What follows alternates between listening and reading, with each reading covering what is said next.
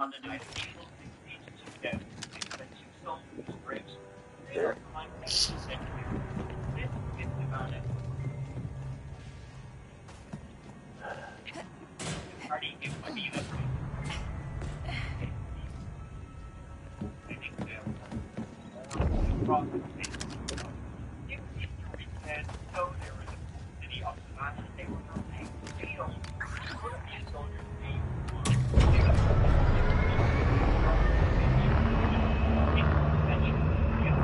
Wow. Okay, reactor's up. Now let's see if it'll power the rest of the ship. Let's. Okay, I think we gotta climb up to the top.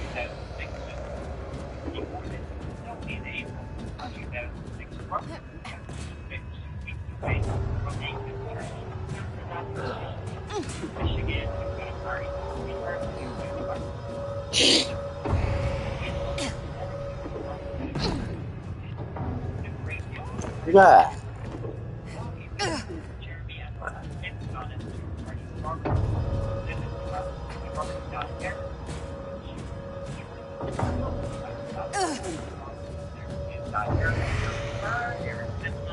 They were playing there's he walks Jeremy, right? Two people cheer. Then Eric's wife put in all over the partying, they're helping the drinks were long, the tattoos. You know, they were one of them, like Eric, I see. his wife, they're like, alright, there's this. Time for a lot of every day, like for us. So we'll get it later, but of course, Jeremy, two young fellas, they were like, orders. Yes. So then after hitting two more fires, we got the city with a tree in a post Robert had Chevy, I think you're probably not think about it, you know. Oh my God. I think that actually worked. That should get us to the control room. Yeah. That's too much. Eric.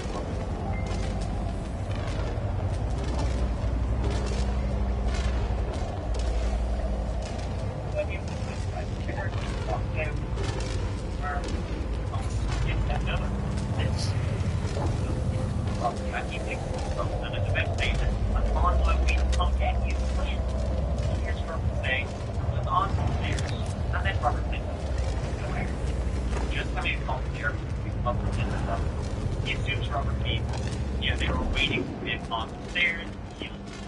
Eric then goes on your body, starts to dance his son, and then 15 minutes later to pick up the two young bucks. But, don't be Jeremy waiting for Robert.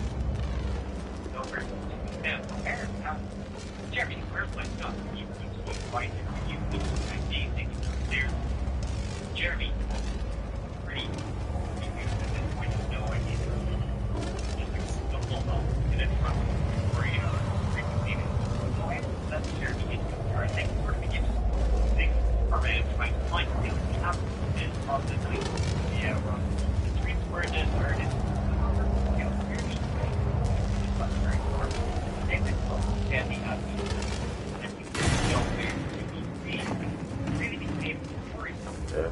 What?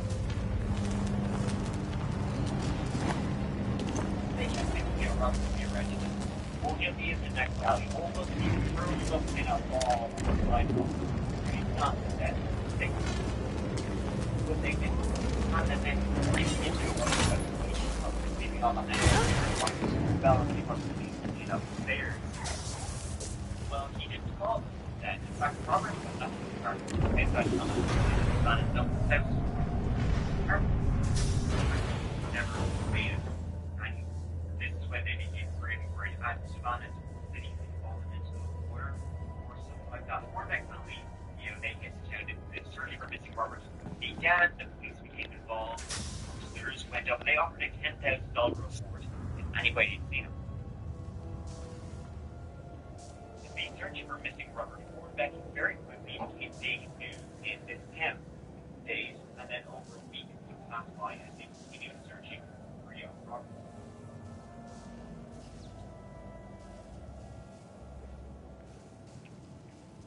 it was 12 days after his disappearance that some answers arrived. Honestly, in my opinion,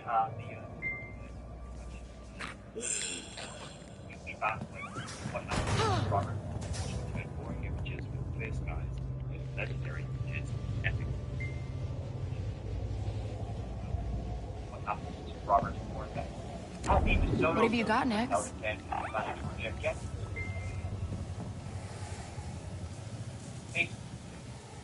They sort of began to explain about now. Waka, I think I'm almost there. That's great. Yeah. You okay? Huh? Oh, yeah, just fixing the Trailblazer. Hurry it up, okay? And it led them to the air conditioner vents. The smell was coming from the air conditioning itself. Now, this hotel had actually been searched before by the police, and also by Jeremy, who had been staying there, and the Hornbeck family. They hadn't found anything. Like, this hotel was downtown Savannah, it was close to where he disappeared, so they had popped in, but no trace of him. No trace of him here. So the maintenance worker, he goes into the back alleys of this very big hotel, through these twisting and winding maintenance corridors, to, like, this industrial-sized air conditioning unit. It's really, really big. It's not like the individual units that the rooms might have, like what you would have in your apartment. This is one for the entire building. And it was a hike to get there, very deep in this very old building. So he's walking through this very dark corridor, and he comes into the air conditioning room. So he goes into the room where the unit itself is, and there's 3 panels on it. On the other side of those panels is, you know, the fans, the blowers, and such. He turns off the air conditioning unit, and he whips out a flashlight, pushes through one of the panels that would lead into the interior of the unit. And in there he finds the smell to be the strongest. And he's kind of looking around, it's black in there, so he's lighting his flashlight around. And then he begins to see a figure. A rotting figure. He called the police. An autopsy would confirm it was Robert Hornbeck. Inside an air conditioner. He had somehow gotten into the air conditioning unit, the industrial-sized air conditioning unit of the hotel he was not even staying in. He wandered in, pushed through these steel panels, and got into the very unit itself. How he died was that he'd got in there and the fans inside the unit had sliced off his arm and pinned him against a wall. He had died from blood loss. No one could explain how he had gotten in there. It was completely baffling. Even if you were staying at the hotel, there would be absolutely no reason for you to be in the maintenance section. But yes, more so inside the physical unit itself. Hell no. A reporter, in fact, went to where this was, just to explain how impossible it is to accidentally enter an industrial-sized hotel aircon system. So first of all, the hotel was just across from where Jeremy and himself were waiting for Eric. So for some reason, Robert wandered away from buddy Jeremy. Dad was only a couple minutes away. He wandered into this hotel across the road. Okay, maybe he was quite drunk. Maybe he's looking for like a hotel bar, you know, that might still be open, or something like that, or he just wants to use. But then you'd have to go to a maintenance store near the ballroom, which is off the lobby of the hotel. So wandering by. I mean, again, I know this is like 3 a.m. at night, but you still wander by quite a number of hotel employees at this stage into a very dark and quiet part of the hotel. The door to the maintenance hall was usually locked, but the police found no signs of forced entry, so maybe it was finding a key the very steep steps that are usually almost Seat tips. I don't remember, it was very, very tricky. So he must have been quite the still managed to get up there. Then you would have a car called the air conditioner on the left, inside the refrigerator panels on the unit. You went through the middle, usually 14 inches, 35 centimeters, 5 centimeters, 8 gauge, so I wanted it. You push through these metal panels into the unit, and then suddenly you went through the strong of this light pulse with the unfiltered, you know, air conditioning, and the noise would have been incredibly loud. Huh. Pretty old. Smell something, buddy?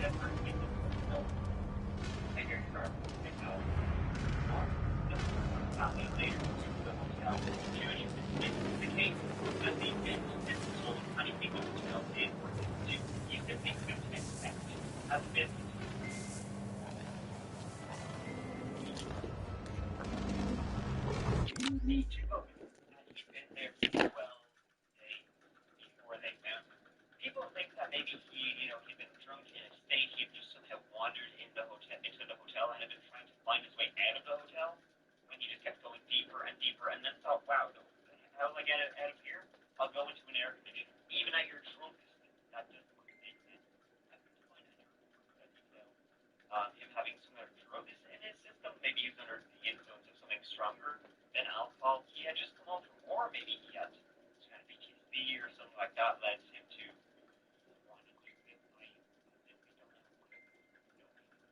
don't know. To Robert Morbeck. The police had even been around this area, but they didn't look into the air conditioning because, well, they thought nobody would possibly be in there. This is like at least a level of weirdness. Finding somebody in a cart, finding somebody dead in a part of the hotel they absolutely should not be. It's an extremely creepy, bizarre, unexplainable story. But hey, you got any ideas? Please let me know. And before we continue, mi amigos, let me tell you about this whole video's sponsor, and that is the I love these folks. They sent me a DNA test so I can find out about my own heritage. Like, legitimately, guys, I've never done a DNA test, a genealogy test. Never done it. I thought it was fascinating. I couldn't wait to see what my results would be. Like, you guys know how good at accents I am. But is there any more to this? Let's find out together. It all begins with this kit I was sent by MyHeritage a few weeks ago, and it has everything you need to find out about yourself. It's all right here in this handy little box. It's super easy to use, only takes like a minute, and you do a little swabby on one cheek, a little swabby on the other cheek. You pack it all up and ship it to the return address. They get it to their lab, and then a few weeks later, you will receive an email in your inbox. They send you a percentage breakdown of your origins for 42 supported ethnicities across over 2,000 geographic regions, which, let's be honest, I think they got it covered. Alright, so time to check out old Mike's percentage breakdown. Alright, so here we go. I click my DNA results, and let's see what I got. Michael, are you ready to explore your ethnicity? I guess so. Let's see where we go. Alright, what do we got here? Michael, you are 98.7% Irish, Scottish, and Welsh. Alright, interesting. Okay, 1.3% Central Asian. Not expecting that one. From Kazakhstan. Oh my god, I can do 4 impressions, right? Now that's I can technically do 4 impressions. Full ethnicity estimate. That should really surprise me.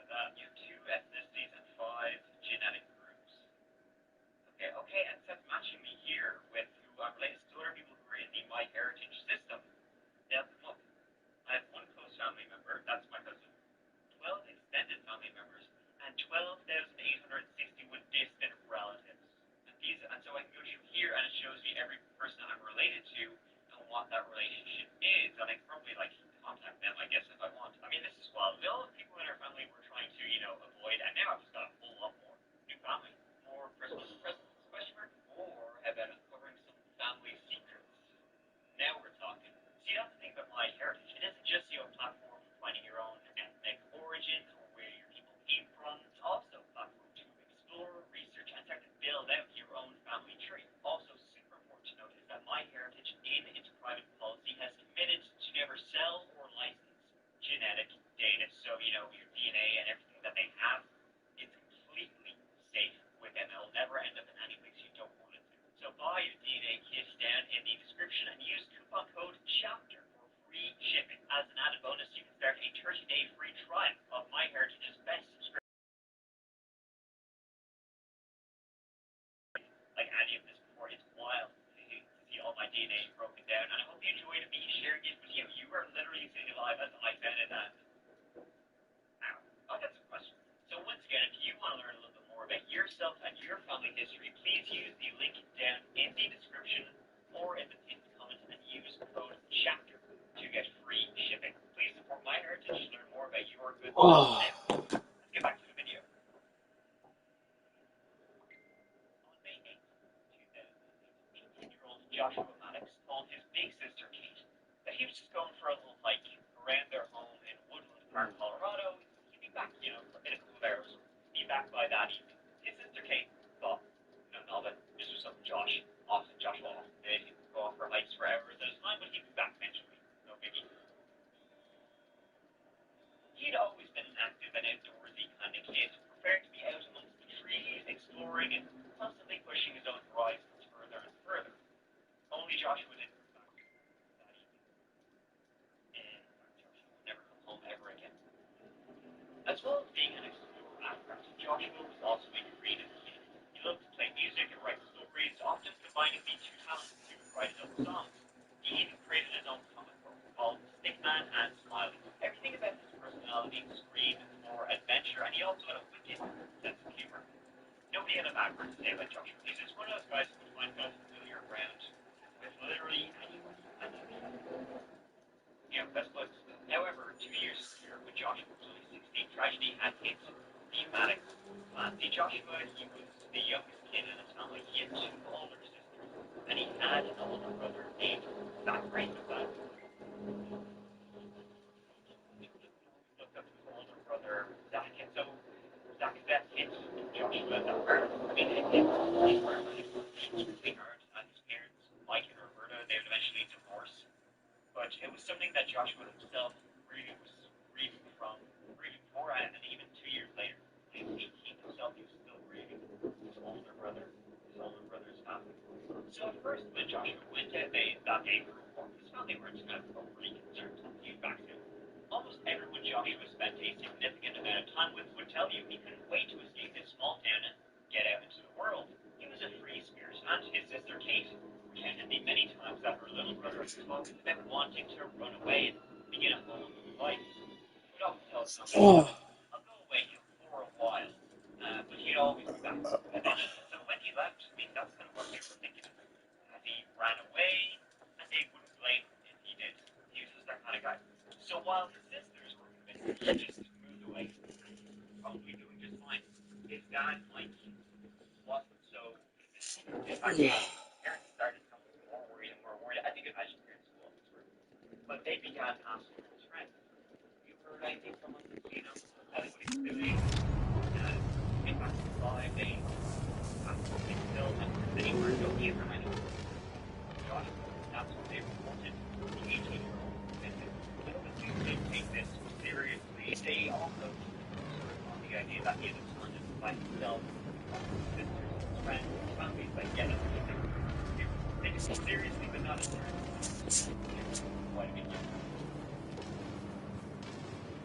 But officers were notified to be on the lookout for Joshua, a 6-foot, 18-year-old, slim and roughly 50 pounds man with shoulder-length, dirty blonde hair. They also made sure to note he would be distressed over the loss of his brother, as well as a keen picture of Joshua. He lost the tip of his index finger on his right hand, the result of a childhood neglect mishap. His description was put out and spread around the various agencies who got this protocol on it. But the years began to pass by with no signs of Joshua. His dad, Mike, never stopped looking. He began to visit homeless shelters, further afield from their hometown of anybody had seen or heard. His sisters, Kate and Ruth, they still were like, he'll turn up one day, he'll just arrive back as if nothing happened. In fact, they were just hoping that one day they'd go to a bar and see a band playing at the bar, and he would be the guy there basically singing into a microphone, and he was just doing his own thing. But that all came to an end in 2015. That summer, the Maddox family finally got some answers about what happened to missing Joshua, but these are the kind of answers that just give you some more goddamn questions, ones we still have today. On August 7th, 2015, a construction crew was working down at the old Thunderhead Ranch, roughly a quarter-mile down the road from the Maddox's home. The main house on that site had been restored in 2013, but now on that site also was an old cabin, kind of at the rear of the ranch, and so they're like, listen, that's got to go. The cabin had been used as a rental property up until around 2005, but it had been abandoned ever since. The building was in rough shape and showed the wear and tear, complete with rats and rot. In spite of the demo crews already, like down there, expectations about what kind of shithole this place would be, even their expectations, well, they weren't expecting the smell, the smell coming from the cabin. It was that kind of unmistakable smell, and so the owner of the property of this ranch, a fellow named Chuck Murphy, he decided to investigate. It was more of a smell than just dead rats or something or chipmunks or something. This was like something bigger. And looking further into this old cabin, he found wedged inside the chimney the partially mummified corpse of 18-year-old Joshua Maddox. The body was upside down and in the fetal position, with a hand over the face. The knees were right above the head, but the skeletonized legs were separated from the rest of the body. The body was dental records that would eventually confirm it to be certainly Joshua Maddox in a chimney just a couple of blocks from home. The entire time his family had been looking for him. I You could practically see this cabin from the Maddox house. I had a hard story to tell, but it ends with a Southern Colorado family finally getting closure. The remains of a teenager missing for the last 7 years have been found. Joshua Maddox was 18 when he vanished in May of 2008. His remains were found in a cabin chimney that was torn down last month. The cabin was empty, and his family thinks he was looking for a place to hang out. Not what we wanted, obviously. We wanted him to small, but at least now we can stop looking. For 7 years, Joshua Maddox's family was left wondering. All the transparency. Hold that in. His sister Ruth says Josh left one day and never said why. The cabin at Thunderhead Ranch had been in the hands of the Murphy family for over 60 years, since 1950. Chuck's brother had lived there for almost 30 years before leaving it to fall into ruin in 2005. Since then, Chuck would drop in occasionally just to check the place was secure. From time to time, there would be the odd break-in or vandal, but nothing really serious. He'd noticed the smell a long time ago, but given the mice and chipmunks running around freely, he didn't really, think too much of it. So why would he be in the cabin? More specifically, why would he be inside, the chimney? Well, Joshua's cause of death would eventually be ruled to be an accident. That Joshua had, for some reason, decided to get into the chimney and climb down Santa Claus style.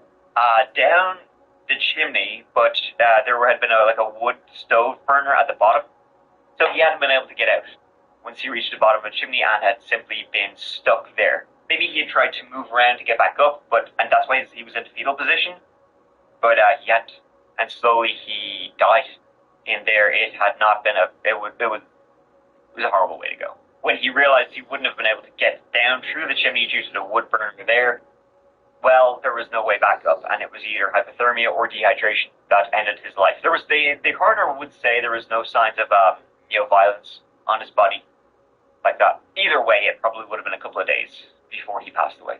But Booty, when Chuck Murphy, the owner of the cabin, he heard about the coroner's deductions, he was are you sure? He had been the one to find the body of Joshua, and ever since he'd been like, when's the sheriff or whatever going to ring me and talk about a criminal investigation? Because there's something smells, worse than what other people were smelling. Something smells awful here. Chuck could not understand when it's ruled as an accident, no investigation necessary.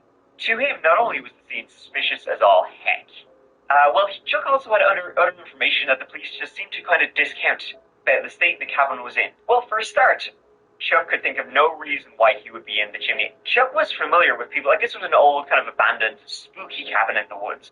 And Chuck was familiar with seeing people break through windows and break through doors to get in and vandalize the place.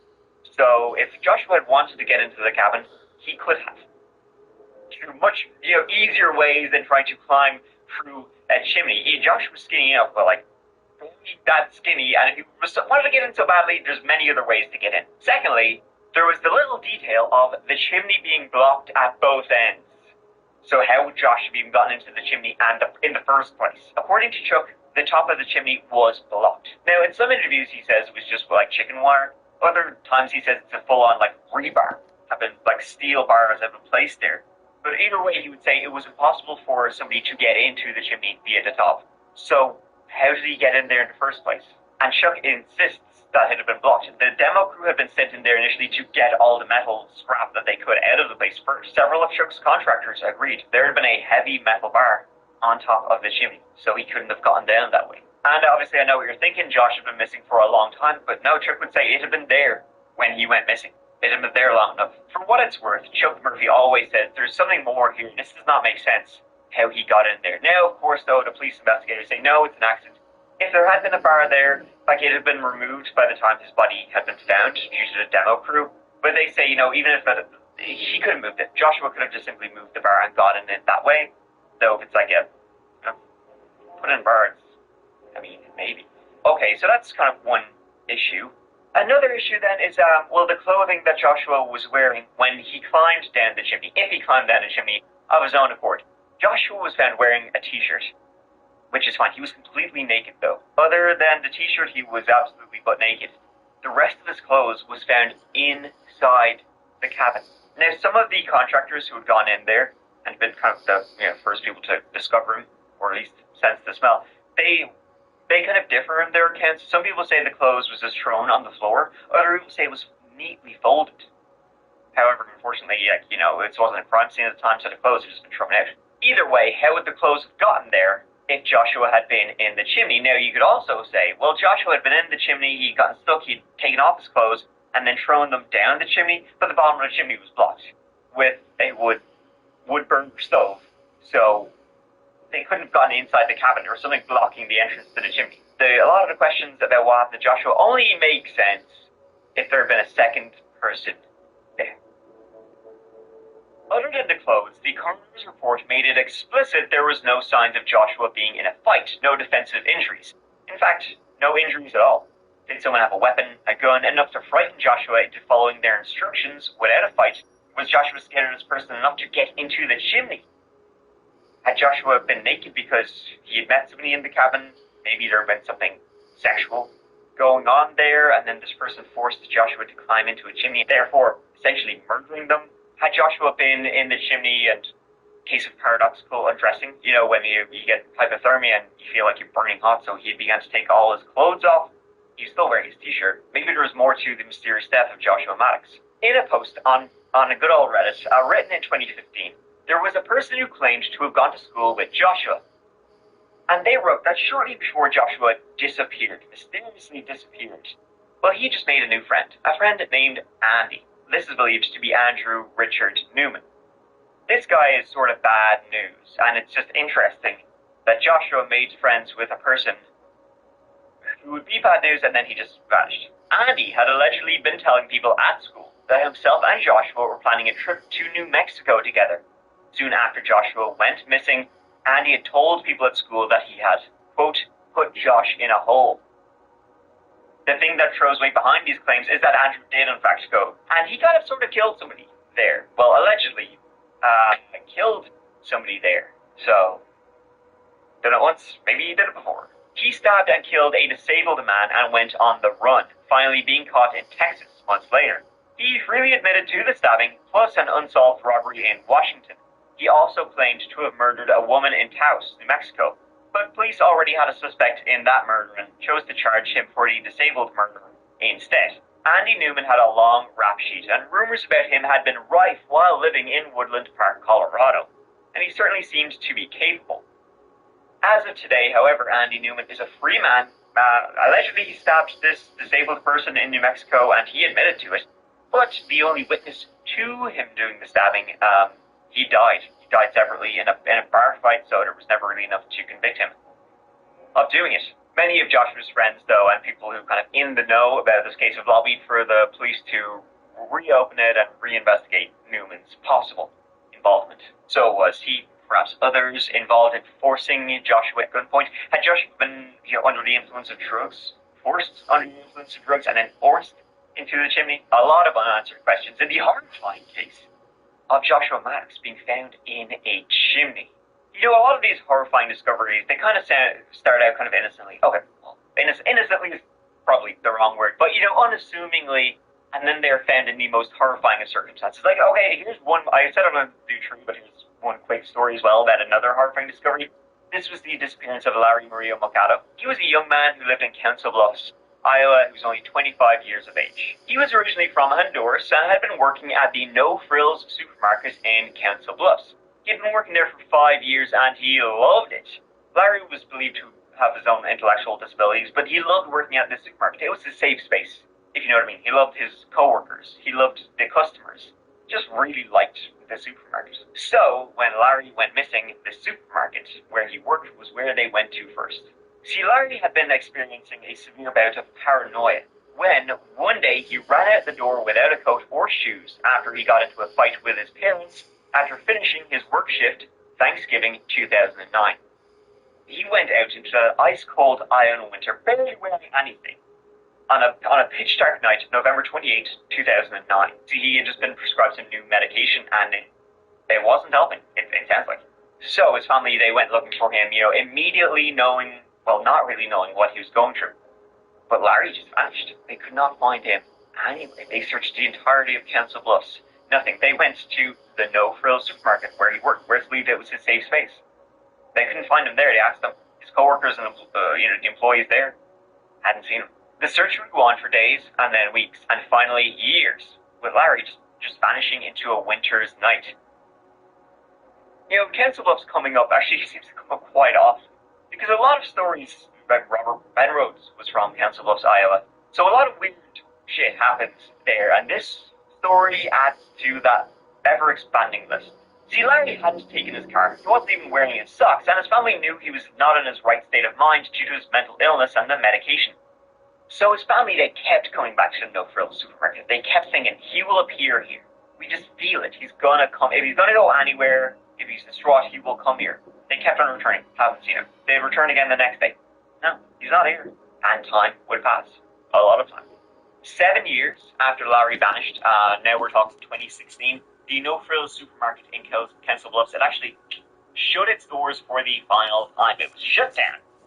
Even then, his family would still regularly go out of their way to drive past this now closed down supermarket just in case he would be standing outside waiting for them, waiting for his shift to begin. Every time, though, they reneged and they were disappointed. But then in 2019, the building was finally due to be emptied. They were going to renovate it for something else. Builders came back in and they were removing everything from this supermarket, including the giant freezers that were at the very back of the building. Now, these were the big, huge freezers they would use for stock. They weren't in, like, the customer area of the supermarket. These were in, like, the back rooms, the storage areas, the stock rooms of the supermarket. And as they were removing one, just like in the other stories, didn't they just get a smell? Behind this one freezer, in an 18-inch gap between the freezer and the wall, they found a mummified body. It was Larry. He had been there for almost 10 years. That explained why customers had been for a long time complaining about a bad smell in the supermarket. Larry had, for some reason, come into his safe space. He'd come in there when he wasn't due to work, but as I said, his safe space, he just wanted to come in there, be there. And he had, for some reason, climbed behind this freezer. He'd fallen in there. He got stuck down there. And the freezers were so loud that nobody could hear his screams. Freezer being so loud, he couldn't be heard. And freezer being so cold, it kept him mummified. And his parents had been right the entire time. He had been there. I was informed that employees would randomly go up at different times and be up on the unit. And we believe that he may have accidentally fell behind the unit. The mother, she kind of had an idea that he had never left the No Frills. I don't know how she came up with that idea, but they were pretty upset. How he ended up in there, no one knows, and how the store didn't notice him or search there or anything remains kind of a mystery. The store owners and the employees at the store were questioned numerous times, but allegedly the authorities have been met with a wall of silence. And again, kind of like Joshua Maddox and, Robert Hornbeck, another story of a horrific way to go, and the horrifying discovery at the back of the freezer, in the air conditioner, in the chimney. And finally, this one last story I have for you today isn't about the horrifying discovery of, where exactly it was made. Well, actually it is. I'll take that back. It's not really, though, in what he was found. It was how far away he was found, which also, like all these other stories, does not make sense. See, the story of David Glenn Lewis only begins with his baffling disappearance.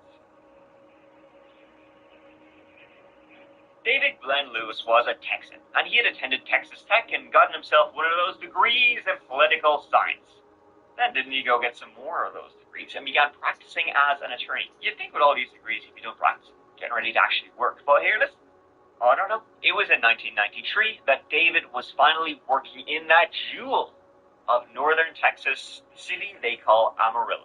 David, he had himself a wife named Karen. They had been married for about 12 years. Come 1993, he had a young daughter named Lauren, who was the light of their lives. David was a Boy Scout leader, a Sunday school teacher. He was one of those guys who was, really involved in the community, volunteering, charity. Folks, you know the drill. The worst curses, he would say, would be heck and gosh dang it. And he wouldn't even call them curses. He would say close words. And you know what all that means. He's got something to hide. Let's find out what it is. Well, first of all, let's find him, because he mysteriously vanished on a Super Bowl weekend of 1993.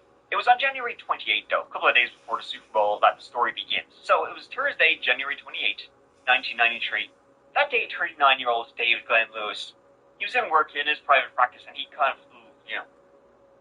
my tummy. He has a tummy bug. He decides to leave work early. Later on that day, that Thursday evening, though, he goes to teach a class at a local community college. The very next day is a Friday. His wife Karen and his daughter Lauren are heading into Dallas. They're going to do some shopping, visit some family. They'll be back in a couple of days. All good. However, when his wife and daughter return home late on Super Bowl Sunday, they arrive to their house just outside of Amarillo, and the house is empty. It's empty of David, but it's not empty of weird signs, if that makes sense. The TV is on. The Super Bowl is over, or almost over, but the VCR is recording it.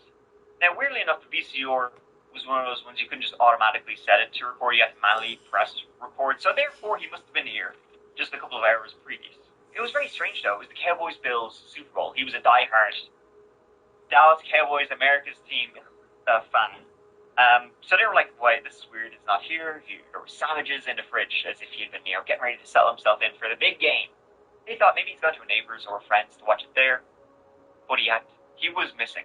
The very next Monday morning, he was reported missing to the Amarillo police.